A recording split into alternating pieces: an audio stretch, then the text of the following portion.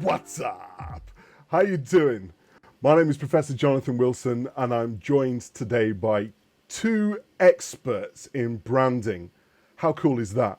Cool because my first doctorate was in branding, in global branding, so I'm really looking forward to seeing what they have to say. I'm going to introduce, first of all, Amandine Bavon. Did I say that correctly? Yeah. Director of Kantar BrandZ Valuations, and Graham Staplehurst, Director of Kantar BrandZ Thought Leadership. So, would you like to say something about yourselves before we deep dive? Sure. Should I start, Graham? Yes? Okay. So my team is responsible for all the valuations behind the BrandZ rankings. We are publishing rankings in like 15 different markets and one global as well. So it's a lot of work. It's very interesting. We are valuing like hundreds of brands, learning from every country, emerging countries, and more established developed markets. Hi. So my job is working with the research team and the analysis team on Kantar's BrandZ project. I've been with Kantar for over 30 years. Hold on. 30 years? Over 30 years. How is that possible? In 1983 was my first job with Kantar, before there was even a Kantar, but the company that became Kantar. Yeah, I've been involved with brands for a very, very long time, and I've seen a huge evolution over that time. And a few years ago, I joined the BrandZ team to help design and implement a whole system of research that would underpin and inform several things. So our base level of knowledge about brands and what drives consumers to buy brands, then to actually help Kantar deliver that sort of excellence and expertise in branding to every client that we work with. And we work with hundreds and hundreds of clients around the world. There's 29,000 people in Kantar, almost all working with brands. We have a public division as well that works with government. But the majority of them are working with brands, with advertisers, with advertising platforms and media owners to try and help them deliver the best marketing that they can. More recently, the BrandZ project, as Amandine has said, has got involved with valuing brands. And here really we're trying to engage with the top level of companies, with the CEOs and CFOs that historically have looked at marketing as a cost. And we want them to look at it as an investment, because when you look at the value of the brands in the ranking we've just published, the smallest of the top 100 brands is worth almost $20 billion, the balance sheet of its company.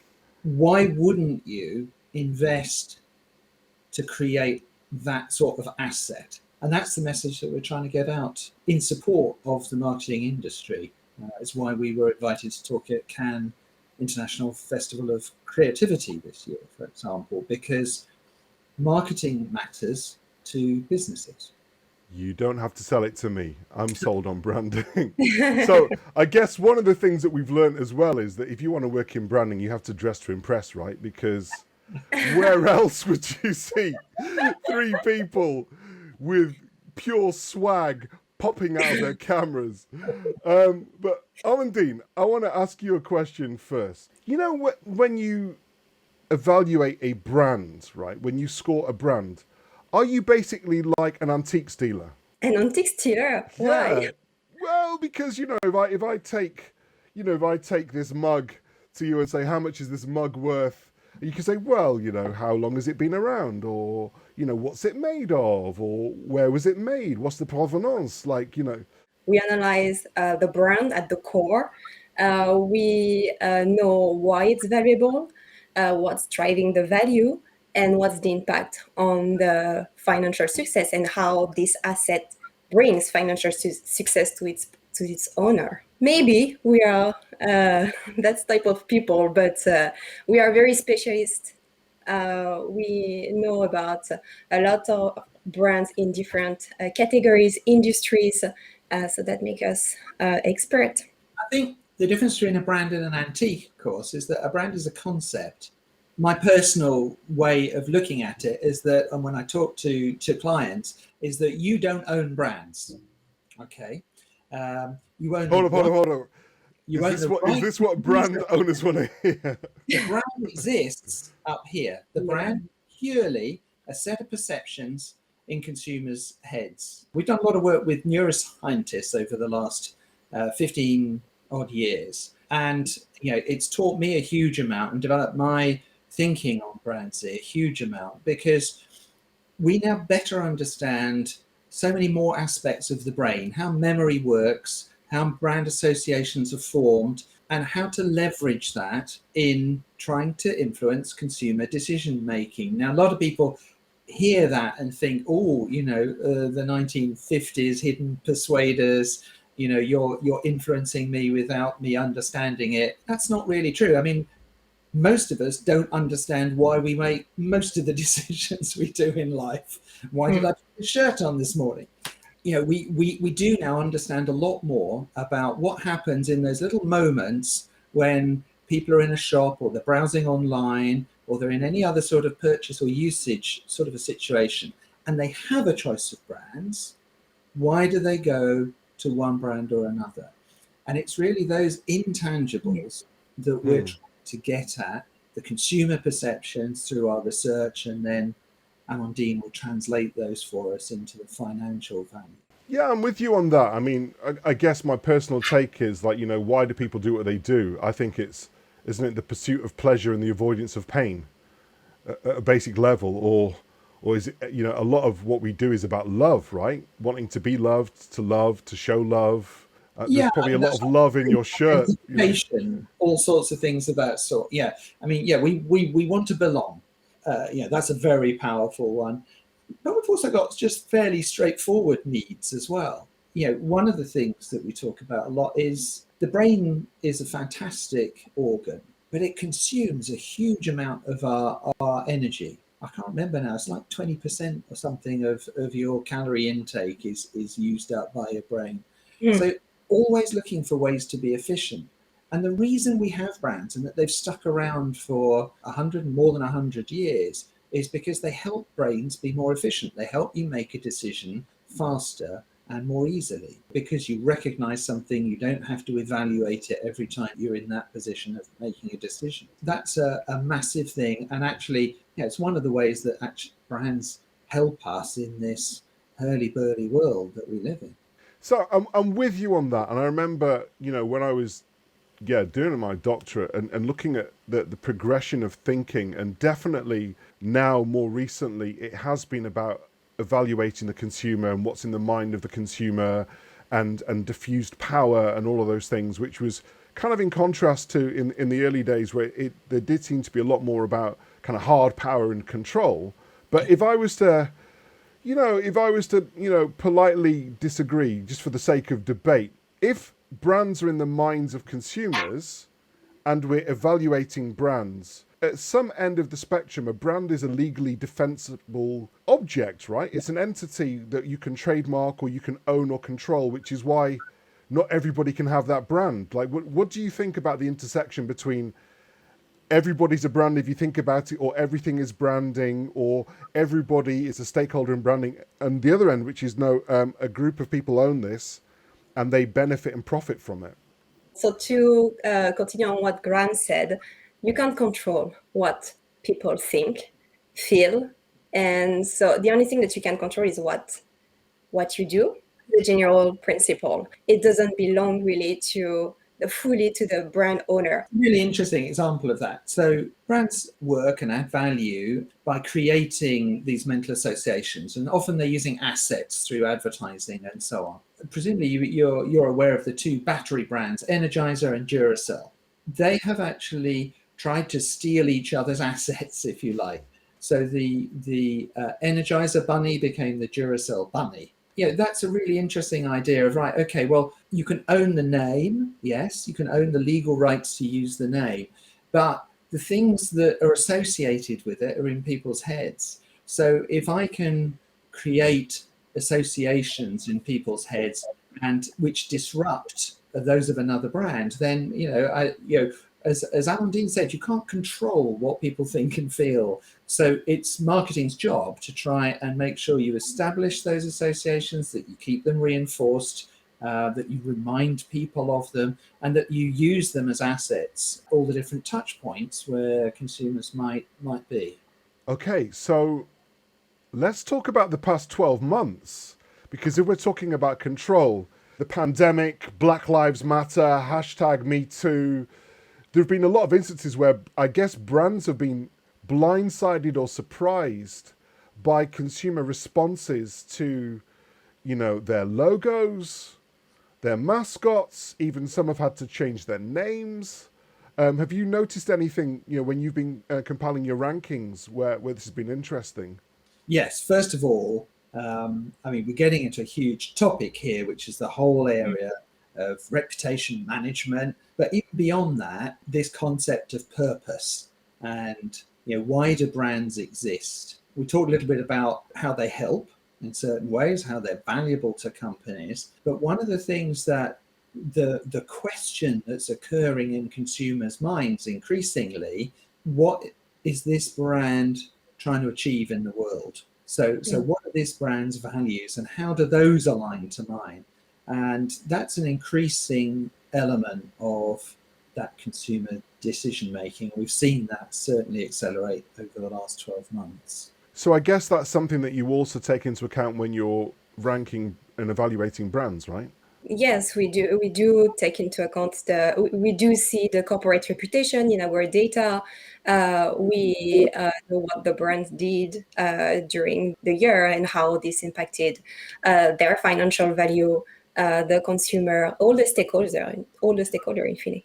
Process we have to come up with the rankings is we do two parts. We do a financial analysis where we break down the value of the business, look to see how much each brand is contributing to it, and we come up with something called a financial value for that brand. And a lot of other people doing valuation tend to stop there. They treat it as an accounting process. But because of this belief, very, very strong belief we have that brands are only going to sell in future because of what's in consumers' heads, you need to be collecting consumer perceptions all the time as well. And we have a second stage where we look at this thing called brand contribution. And that means what's the proportion of that brand sales, of that brand's revenue and value to the company that comes from the thoughts and feelings and experiences, the overall perceptions that consumers have of it.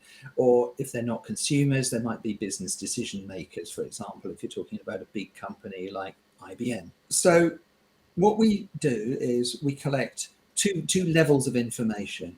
We collect a set of core metrics that we call brand equity, and which measure sort of like the overall predisposition that people have to choose that brand or buy that brand in future. And that's what goes into the valuation framework.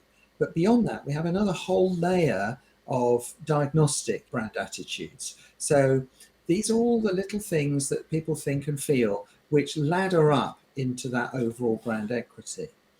We've done some modeling on that. And what we've seen is that over the last few years, corporate reputation has become more and more important. Environmental responsibility has become more important. It's still not the most important thing in the majority of decisions. We estimate that overall corporate reputation accounts for something like 9% of consumer brand choices. And that's not insignificant.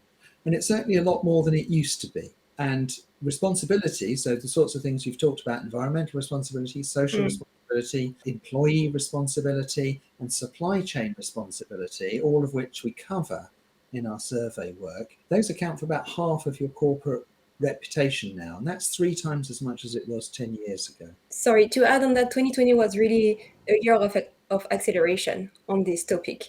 You have the obvious digital, but sustainability, corporate responsibility, a huge intensification this year. We have seen that. So I guess, to summarize, you're blending hard and soft metrics, mixing qualitative and quantitative, and the strength of your ranking system is that you do this again and again over a sustained period of time, and you're looking for comparators, differential comparators between different brands across sectors, and that's why ranking is a good thing, right? The valuation process, I believe, is a good thing, because it's really Yeah. good that a business can say, and that a marketer can say, I've contributed to the growth of our business and the growth of an asset that our business owns to this degree. Rankings, to be honest, we produce them every year and all the time, but I think they are a little bit more ephemeral, if you like. The fact you might go up or down in the rankings is not necessarily a cause for concern, because sometimes you can be building your equity and something else in the world like COVID comes along and means that the stock market has a bit of a dive, and all of a sudden you're not worth as much as you were before. And if you're a fast food restaurant, for example, you've had much more limited room to grow over the last 12 months than if you're a home delivery business. And I guess one of the most current examples would be Cristiano Ronaldo in the European Cup, right? Where, for those of you that didn't see it, Cristiano Ronaldo at a press conference removed a bottle of Coca-Cola and said, drink water. And a couple of days later, Paul Pogba removed Heineken Zero from the table as well. And there were reports of the stock value of Coca-Cola going down drastically, right? They were exaggerated, and the movements in the stock price were actually pretty unrelated to Cristiano Ronaldo. Because if Cristiano Ronaldo was that powerful, can you imagine? Like, instantly. I was waiting for him to come up with his own water, his own bottle of water, like 50 cents, some vitamin water or something. That would have been a masterstroke. But then if we stick on those two individuals, because I did a bit of digging. So, for example, you talk about in the minds of consumers, Ronaldo has more Instagram followers than Nike Football, and Juventus. And Paul Pogba has more followers than Adidas Originals, Adidas Football, and Manchester United. So do you think that personal brands or celebrities could make it into your top 100 eventually? That will be difficult to measure in terms of financial value they generate, but maybe one day some personal brand will be bigger than some other brands. But that would be a difficult exercise. At the end, put a value on a person. That's Well, I mean, I think there is a big challenge in that, because obviously we are rooted in very solid measures in financials, which come from stock market value. So if Cristiano Ronaldo turns himself into a company and sells shares in himself, maybe we could get to the point where we could. I mean, you can argue that obviously celebrities have already helped to create quite a lot of brand value. What's Elon Musk doing for Tesla, for example? What did Steve Jobs do for Apple? What's George Clooney done for Nespresso, another brand in our ranking in the food and drink that's gone up significantly this year, when people haven't been able to go out as often to the coffee shops. And we know a lot of them have invested in Nespresso machines at home instead. And it's having actually a lot of those latent positive associations that when that need arose, that I can't go out and get a good coffee anymore, how am I going to get a good coffee? Then first brand that comes to mind with strong positive associations is Nespresso. yes. Or Clooney coffee, as I call it. So, I guess like with Ronaldo, I mean, one of the things that he would argue is, the minute he joins a club, you can measure how many more shirts are sold. Or you can calculate how many goals that you're worth to a club. And I guess that's why, footballers have been very successful at pushing themselves up and commanding astronomical wage prices and fees. And also I was taken with, there was an article recently about Prince, the musician, where they discovered his back catalogue, and he had, I think, 8,000 unreleased songs. That means he can produce an album a year for the rest of the millennium. Wow. That's kind of like, I was like, Yes. That's a brand for you there. Absolutely. And I think you're right. Where these things can be monetized, then yes, we could.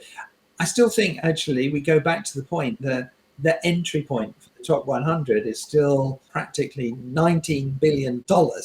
So even Ronaldo, I suspect, would struggle to sell that many shirts. Yeah, you're probably right. And So, we are yeah, talking about, sorry, we are talking about celebrities here, but we have also like a lot of people behind these big brands, which are actually very valuable. This is their ideas. Celebrity is the obvious, but a lot of people are behind all of these great brands, and there are a lot of work put I to think to make come them. back to your original point as well, Yeah. is that Ronaldo, Pogba, many, many other people, of course, are now influencers.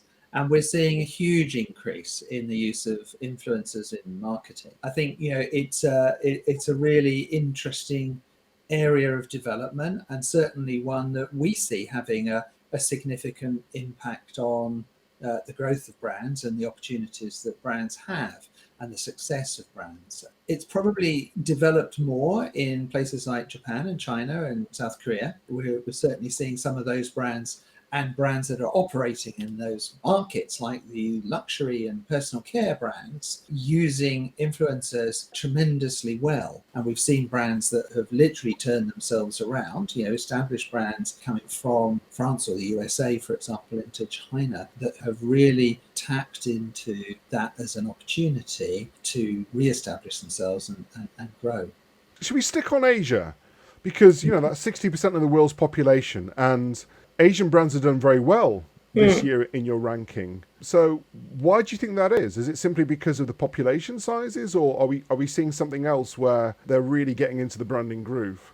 First of all, our rankings is generated by two countries, US and China. So China is getting bigger and bigger.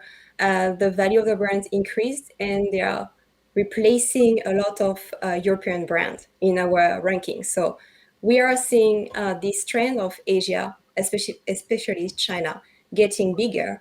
But they are into branding. We have a brand called Maotai, a Baijiu brand, which is a typical example on how a brand can drive volume and premium. In 2020, they successfully increased their price. There was a high demand for these brands, so they are getting into branding. Is not only about the population; they're also going global, like Alibaba. They are expanding. I think the population has quite an important part to play with it. And obviously, China's population maybe has stopped growing now. And actually, that's a challenge for them at the moment. But their economy has continued to grow. The value of consumers there and consumption there has gone up. I think when we're looking at the top 100 brands in the world, there's sort of a cutoff, which is a bit artificial by we're just going to rank the top 100. I mean, we do look at other brands as well, of course we do. And as Amandine said, we rank in lots of other countries around the world. But when you look at the mix of the top 100 brands, you've got two types of brand, essentially. Real global brands that sell in lots and lots of countries around the world. Colgate, McDonald's, even Amazon. But you also have big national brands that dominate a market in one country, maybe one or two. So Wells Fargo, the bank, is in the top 100 because the US is the biggest economy, huge population, huge wealth. And so therefore it's not surprising that a bank will make it in there, and they're a very strong bank in that country. Similarly, we have banks, or China Telecom, for example, doesn't operate much outside of China, but it's got a very large audience for it. Whereas, let's say, British Telecom, has only got the UK population and the UK economy. So although it might be just as strong as China Telecom in our country, just the proportionate size means very few countries are big enough to get a national brand up into our top 100. If we did a top 500, you'd probably find a much more even balance. What the Chinese brands are doing, though, is actually more of them are starting to become more international. And that's the really interesting thing. We do a separate piece of work every year in China where we look at global brand builders from China. So which are the brands from China that are doing the best at growing outside? And brands like Alibaba in the online commerce space, more of these brands are starting to extend their footprint outside of China. And that, I think, will be the real reason why we'll start to see more and more brands from China in our ranking, because brands like Haier are now selling domestic appliances across large numbers of countries in Asia, in Africa, in South America, and increasingly into Europe and North America as well. So what can Europe do then if it's starting to lag behind? Any top tips for European brands? Well, the number one battleground is technology.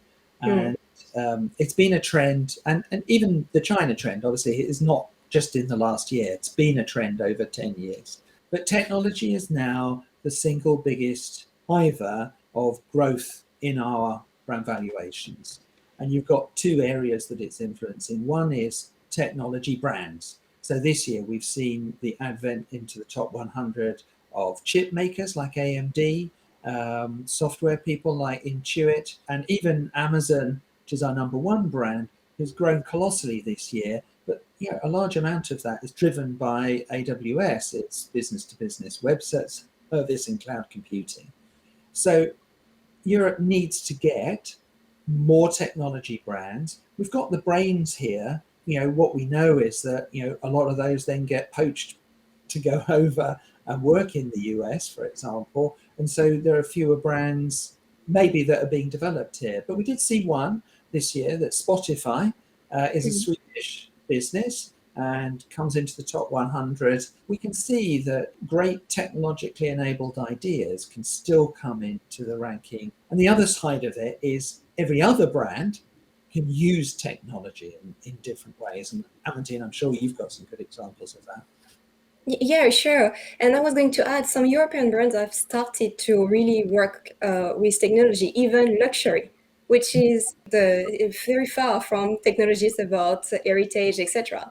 But in France, we have something called the French Fashion Tech, with LVMH caring, investing in some startup technology. They are investing in digital. Maybe the tech word in Europe is still smaller. It's a small ecosystem, but it's there. They understood that, and this is going to grow in the few years for sure. Let's stick on luxury for a little bit, because I found it interesting, because you've got some stellar brands in the ranking, and you've mentioned that they've moved into tech, but also there have been a number of collaborations where they've been collaborating with hype brands, right? Supreme, yes, and a bunch of others. Has that strengthened them? Do you see that trend mushrooming out to other sectors where there are more collaborations? Yes, it is. An interesting collaboration this year was Gucci with the North Face to tackle the outdoor activities while COVID. I mean, outdoor was so important for your mental health during COVID. I needed some green. I needed to get out in the forest. I saw it on stock. Maybe I can hold it to the camera. It was like that, right? Yeah. A Gucci North Face tent. If I wanted to buy it on StockX, it's like £2,500. It's probably one you take to Glastonbury and leave behind, is it? Glastonbury and a Gucci tent is an interesting one. But yeah, I mean, you're right. There've been a number of these collaborations, and let's also kind of in between. What about brands like Disney, right? Because Disney Plus has done really well, and obviously they've got Star Wars, they've got Marvel. Do you think there are going to be more organizations kind of joining together where they're fusing tech and other things so that they can kind of generate that uplift and that dominance? I think collaboration is an absolutely essential path for marketers. It's a trend we've been seeing for some time, and partly it comes from opportunity, but also from necessity. The world's becoming an increasingly connected place, an increasingly complex place. So therefore, one brand can't crack all these problems, if you like, do everything for you. So we talk about... Unless you're Google or Amazon, right? Even then, Google has plenty of collaborations as well. Yeah. To a large extent, it's trying to be a lot more open source than a lot of other businesses. You've got what we call ecosystems now in marketing. Consumers want things that fit well together, so that I go on Amazon, but I can pay with my Visa, or I can pay with PayPal, and it all sort of fits together, that, you know, DHL will deliver to me, or I can choose the things that work for me. And maybe, yes, I'll watch Disney Plus, but the platform I'll watch it through, that will be, again, another choice that I'll make. So it's about being as connected as possible, I guess, is the best way to put it. And, you know, these collaborations, we continue, something we look out for, you know, to see some of the more unusual ones and what's going on. But there are any number of them in any areas. And luxury is a really interesting space, actually, because traditionally, as Amandine said, you know, it's about craftsmanship. It's got a massive European heritage. So many of the top luxury brands are either French or Italian. But what we're starting to see is the possibility of other countries coming into that luxury space, and in different ways. You have to think to yourself, what does luxury actually mean anymore? And it's about experience much more than it is about a product crafted in a particular way or artisanship. So yeah, I think that we will see the first proper luxury brand from China coming into our rankings before long. You can, you know, we've had a big debate as to Mutai and Wu Liangyi, two of these super premium alcohol spirit brands from China in the Baijiu product, whether they are alcohol brands or whether actually they're luxury brands. You know, because it's the act of giving them, which is much more important than drinking them in the end. So I think, you know, that we'll see more and more examples like that. That's interesting what you're saying, because with COVID, we have this concept of affordable luxury.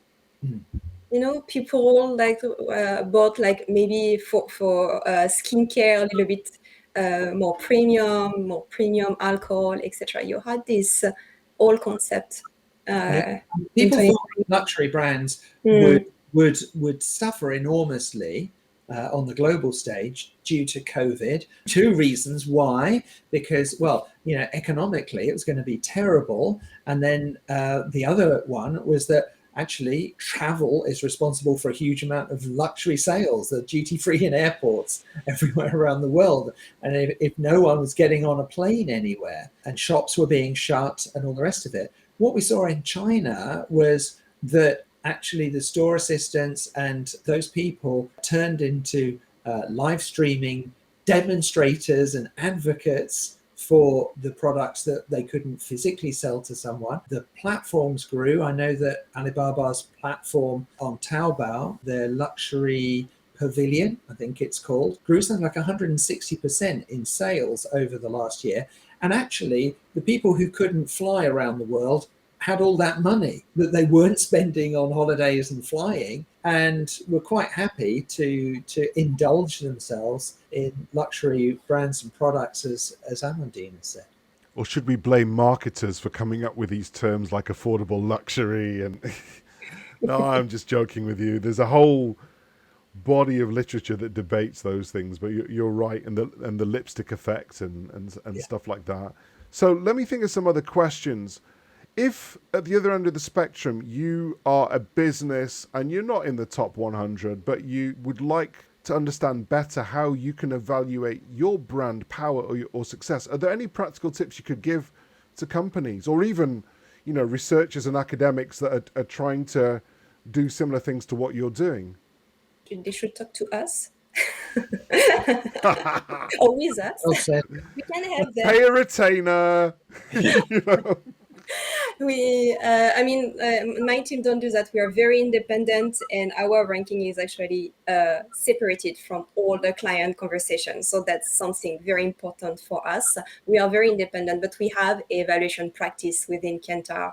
Well, the most important, I'm pretty sure Graham will confirm this, is to get the brand equity, the core, a strong brand equity. This is the basic for a brand value growth. In our client webinar in a few days, we are going to talk about how to drive long-term and short-term brand value. So that would be actually full of tips for them.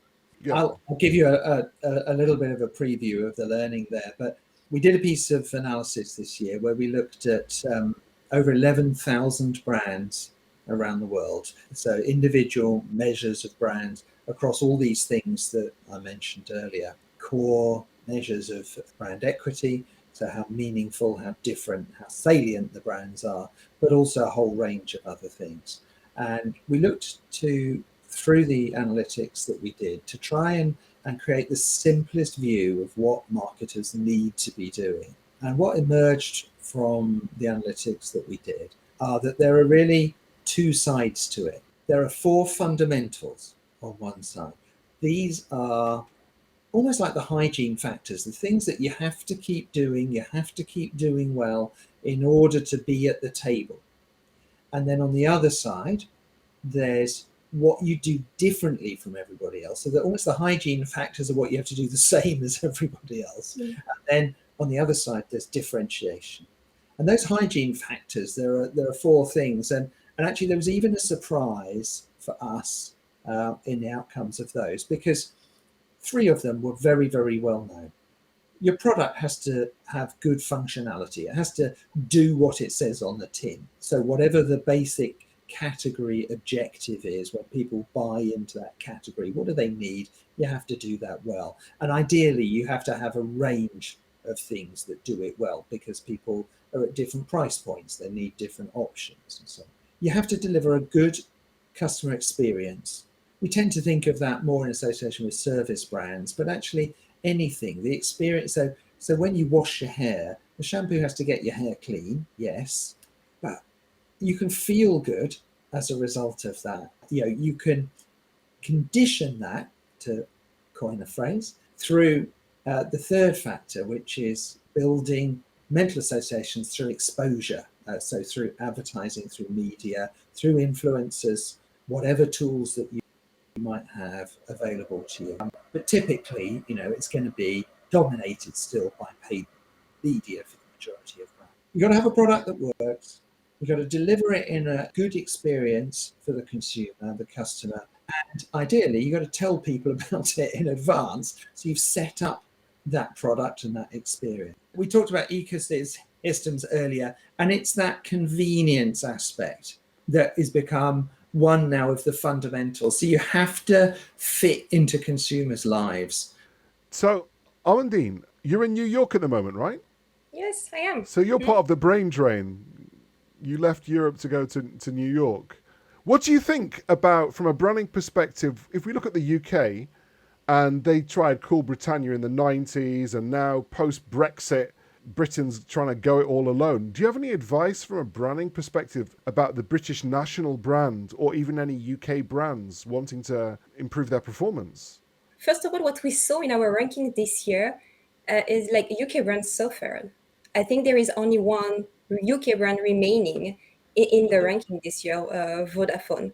So they all suffered a lot. Every year we are publishing a report with a focus on the UK brands, the British brands. And this report this year is going to come out in September. So this will be full of like very updated tips, advice for them post-Brexit. Graham, you want to give us your secret sauce? Please. It's really good. I'm not going to be allowed. I think I mentioned BT earlier on, and it's my BT internet connection that let me down there. Poor customer experience. Drop them down the rankings. Oh dear. High-speed internet was one of the most important things in telecom this year. It was. Yes, Don't mess with BrandZ. They'll drop you down the rankings. What an error. Yeah, sorry. So what we were saying was that convenience is that fourth fundamental now. Reducing the friction of purchase, making it easier to buy a product, to use a product, and to fit it into your everyday life. But of course, just matching up to your competitors on those fundamentals is one thing. The true magic of marketing is in differentiating and giving people a reason why they've got to buy your brand rather than another one. We reckon actually that the fundamentals account for something like 70% of people's purchasing. It's that 30% on top that's going to make your brand stand out and grow. So as long as you don't abandon the fundamentals and you put due effort into them, and any brand, big or small, needs to do that, then on top of that, there's so many ways to differentiate. We talked about purpose earlier, and purpose is an increasing way that you can differentiate your brand, but only if it is actually true to your business and to you as a brand. Too many brands in the last year have tried to layer a little bit of purpose on top, and that absolutely is never going to work. You're going to get found out. Consumers are not stupid. In these days of social media and so on, you'll get called out for it very, very quickly. Ronaldo got called out because he's been promoting a lot of Pepsi, a lot of KFC, and quite a few other things over the course of his career. So now saying, "Oh, I don't like Coca-Cola," well, maybe you should have shown your principles a bit earlier. Yeah. I remember being in Japan one time and seeing there was this plastic device that you put in your mouth that you wear when you go to sleep to improve your smile. And it was endorsed by Ronaldo. I was like, oh, only in Japan, right? So I think we should kind of round up. I mean, I could talk to you guys for hours, but I know that, you're busy and you don't want to give away all of your secrets, right? We can always have that happen another time. Any last things you'd like to say? And also, I think for some of my colleagues at university, any top tips for perhaps university brands that often are caught in their own university ranking league tables where we all seem to be chasing the same metrics? Any final thoughts or tips? We did a project with, I guess, one of your competitors then, the Said Business School at the University of Oxford. They took some of our data and they compared what consumers were thinking of brands, all this equity metrics I've been talking about, with financial performance of companies that owned those brands. And they were looking for something called abnormal returns. And there are quite a few ways of analyzing market data to predict returns from companies. But of course, what any investor wants is better than expected returns. Having looked at all of that, they found that they could create a model using all the standard parameters, the best models that existed. But when they put our data on top, they could significantly improve the predictive ability to predict which companies would have abnormal returns. And the key metric that fed that was the perception of difference, that the brand offered something unique or was setting trends ahead of other brands. And to me, that was the ultimate validation of why brands, why marketing investment is important, because it actually successful, effective marketing that establishes a point of difference in consumers' minds is predictive of better corporate returns. Any CEO, that's how he's going to be judged. And I would say actually that for universities, although you're not financial institutions, as it were, in the same way that businesses are, it's finding that point of difference, being famous for something, doing something that other people don't do, or having associations beyond that. That's what obviously Oxford and Cambridge have got 800 years start over a lot of other bodies. And I know that Regents is a much newer institution. Everybody can be famous for something. And I think it's not trying to do everything for everyone. It's finding what you're great at, having those associations. It's also back to purpose from the beginning, from the first thing that we discussed. Purpose, knowing what you do it well, and also responsibility for university. You are also shaping some brilliant mind. So this is important. Yeah, I think particularly, if you think the customers of universities, a large amount of what you have to worry about is getting students in. They're young people. It's the youngest age cohorts that have the greatest sensitivity to these issues of purpose and responsibility, whether it's environmental or social or any other sort of responsible behavior. And I think that we will find students faced with a pretty wide range of choices these days will increasingly be looking at those values of universities as well. When it comes down to recent debates over some statues on buildings and these sorts of things, those actually matter. And I think that's going to be quite hard for more traditional people in charge of some of our bodies of learning to maybe grasp, and it may take some time for them to move on, and maybe that's an advantage for new institutions. Or if you're Cass Business School, that change is happening this year. They're changing their name. Also, the Sir John Cass Foundation has changed its name as well. Right. So, I mean, yeah, there's a direct result of, you know, what's been happening over the past 12 months.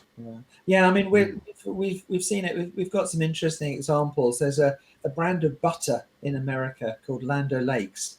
Lovely brand, traditional cooperative dairy farmers brand from the 1940s, I think. Originally, the cooperative was formed and had this name. On their butter packs, they'd always portrayed Land O'Lakes with a natural scene of the Midwest with a native Indian woman front and center on it. Of course, recently people have said, well, what's that got to do with the dairy farmer cooperative? And they've chosen to take that off their pack. And we're seeing, you know, lots of those examples. And, you know, we will be interested to see in a year's time, once that has filtered through to consumers and we measure that category again in the US, what change in attitude is that going to bring about? Good luck to them, because they've taken a proactive decision. You know, they've said, hang on, yeah, you know, this is something we need to think about. And it's something we all need to think about. You know, listen, I'm with you on that. I could talk to you for hours, but I think that we should do this another time if you'll indulge us. But I just want to say thanks very much to both of you. There's been some excellent advice, some great insight, and you have to read the report and you have to check the rankings. Thanks very much. And we'll sign off for now. Very much too. Thank you. Speak again soon. Bye-bye.